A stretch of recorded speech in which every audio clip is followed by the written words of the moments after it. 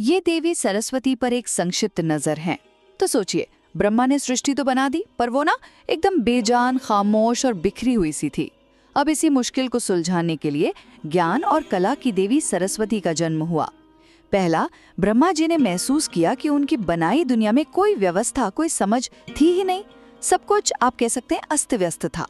तो इसे ठीक करने के लिए उन्होंने अपने गहरे ध्यान और अपनी ही वाणी से सरस्वती को प्रकट किया।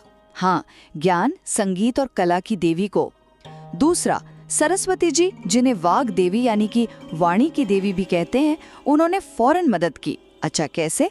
भाई, अपनी वीणा से संगीत छेड़कर उन्होंने ब्रह्मांड में जैसे जान फूंक दी। उन्होंने भाषा दी, मतलब संस्कृत, ताकि चीजों को नाम और पहचान मिल सके। और जो प्राचीन ज्ञान ग्रंथ है ना, वेद, उन्हें भी व्यवस्थित किया।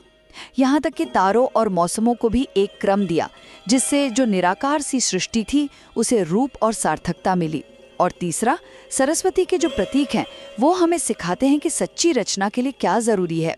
देखिए, वीणा कला और लय का प्रतीक है, पुस्तक यानी वेद शाश्वत ज्ञान का, और उनकी सफेद साड़ी और हंस वो पवित्रता और सही गलत पहचानने की बुद्धि का प्रतीक है। वो असल में ब्रह्मा की शक्ति बन गई, ये दिखाते हुए कि ज्ञान के बिना कोई भी निर्माण, आप समझ लीजिए, अधूरा ही है। तो संक्षेप में कहें तो सरस्वती जी वही शक्ति है जो ज्ञान और व्यवस्था से इस ब्रह्मांड को अर्थ देती हैं।